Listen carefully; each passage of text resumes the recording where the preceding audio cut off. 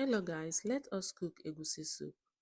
And today we have egusi, dry fish, stock fish, some bell peppers, scotch bonnet, onions, iru, crayfish, salt and seasoning. First we chop our onions, and then in my pot I have goat meat, shaki, stock fish, and then I added a little bit of onions, poured some water in, and then I seasoned with seasoning cube and some salt. At this point, I covered it to boil for at least 20 minutes or while I get the things I'm using ready. Now I blended some crayfish, and then next I blended my egusi.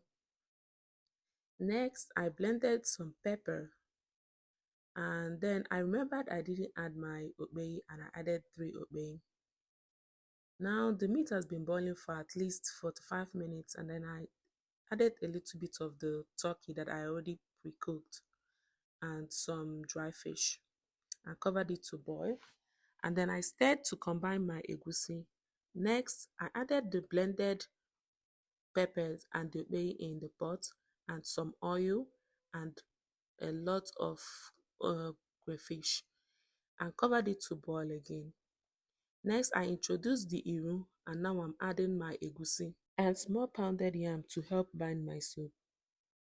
I cook this type of egusi soup because sometimes I don't like frying my egusi soup. So this is basically the first type of egusi soup my mom taught me. And then I added my pre-cooked turkey, which I previously removed to avoid breaking in bits and pieces. And I also went ahead and added my spinach. And I covered it to boil at least for another 10 minutes. And now to do my oatmeal flour. This is oatmeal, blended oatmeal. And that is what I'm going to use to pair with my egusi soup.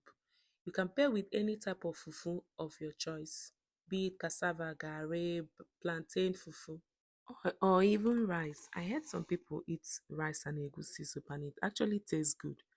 So now we are going to dish some, and bịakwanụ ka anyị lie nri tupu unu asị na anụ m ajọ njọ. Ngwanụ ka emesịa.